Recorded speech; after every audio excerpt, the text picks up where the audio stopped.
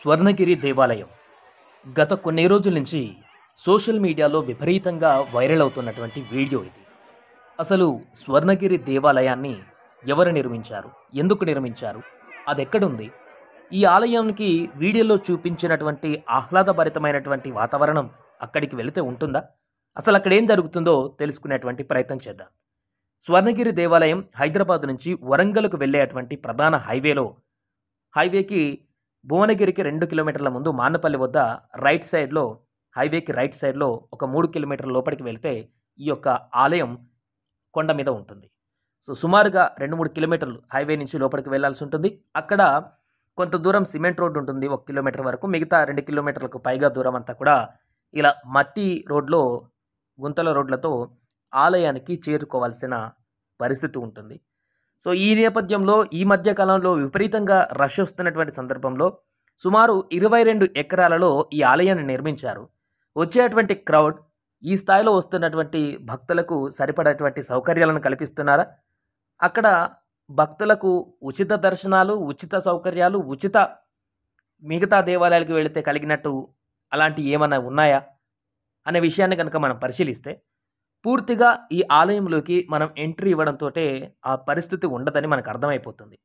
శ్రీ వెంకటేశ్వర స్వామి దర్శనం కోసమని ఎంతోమంది భక్తులు ఇక్కడికి వచ్చి, కొత్త ఆలయం కదా, చూడ్డానికి కూడా విజువల్స్లో వీడియోలో వైరల్ అవుతున్న దాని ప్రకారం చాలా కొత్తగా, డిఫరెంట్గా మంచి కట్టడాలు ఉన్నాయనేటువంటి ఉద్దేశంతో రావడం జరుగుతుంది, ముఖ్యంగా దర్శనం చేసుకోవడం కోసం. కానీ ఇక్కడికి రావడంతోనే చాలా వైరల్ అవుతున్నటువంటి ఈ వీడియోల కారణంగా విపరీతమైనటువంటి క్రౌడ్ ఉంటుంది. వీకెండ్స్లో అయితే వ్యూవర్స్ అందరికీ చెప్పేటువంటి ఒక సజెషన్, వీకెండ్స్లో అయితే ఫ్యామిలీతో అస్సలు వెళ్ళేటువంటి ప్రయత్నం చేయకండి. నేను వీకెండ్స్లో కాకుండా వీక్ మధ్యలోనే గురువారం రోజు వెళ్తే, అది కూడా సాయంత్రం 3-4 గంటల ప్రాంతంలోనే విపరీతమైనటువంటి క్రౌడ్ ఉంది. అది ఎలా ఉందో చెప్తాను తర్వాత. ముందుగా ఇలా ఎంట్రన్స్ ఒకటి వస్తుంది, స్వాగత తోరణం, వెంకటేశ్వర స్వామి దర్శనం కోసం అనేటువంటి ఒక మంచి స్వాగత తోరణం అయితే మనకు అక్కడికి వెళ్ళడంతోనే కనిపిస్తుంది. ఈ స్వాగత తోరణంలోకి ఎంటర్ అవడంతో స్వర్ణగిరి దేవాలయం యొక్క ప్రాంతం అంతా కూడా మనకు మొదలవుతుంది. సో ఇక్కడ నుంచి మూవ్ అవుతుంటే ఇంకా పార్కింగ్కి సంబంధించినటువంటి ప్రాసెస్ అంతా కొనసాగుతుంది. సో ఆ 1/2 కిలోమీటర్ ముందునే ఆ రష్ కనిపించింది. గురువారం సాయంత్రం 3-4 గంటల ప్రాంతంలోనే ఎంత రష్ ఉందో ఈ వీడియో మీకు చూస్తే అర్థమైపోతుంది. 1/2 కిలోమీటర్ ముందు నుంచే వెహికల్స్ అన్నీ కూడా స్టక్ అవుతున్నటువంటి పరిస్థితి. ఆలయం ముఖద్వారం ఇది. వెళ్ళడంతో మనకు ప్రధానంగా ముందు వైపు కనిపించేటువంటి భాగం ఇది. చూడడానికి చాలా ఆహ్లాదభరితంగా బాగుంటుంది. బట్ ఆ పార్కింగ్ దగ్గరికి వెళ్ళడంతోనే మొదలవుతుంది. అక్కడ 50 రూపాయల పార్కింగ్ తోటి ఇక్కడ ఖర్చు మొదలవుతుంది. సో ఇక్కడ స్పెషల్ దర్శనం అని మరొక 50 రూపాయలు చెల్లించి దర్శనానికి వెళ్ళవలసి ఉంటుంది.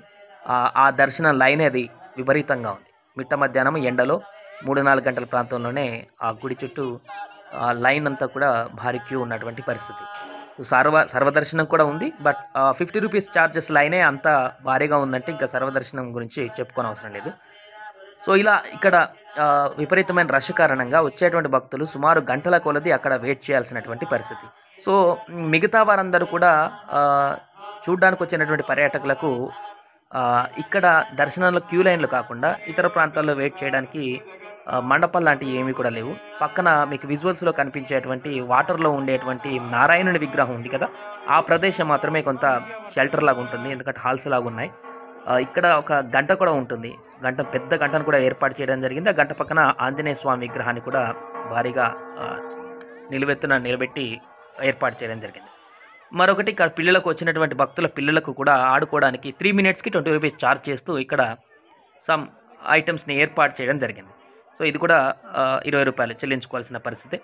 ఇక గర్భగుడి లోపలికి వెళ్ళడం ఫోన్లు అక్కడ నిషిద్ధం కాబట్టి అందులోకి కాకుండా ఇటువైపు మీకు సోషల్ మీడియాలో వైరల్ అవుతున్నటువంటి విజువల్స్ ఉండేటువంటి ప్రాంతం ఇక్కడ కొండకు పక్కన ఉంటుంది.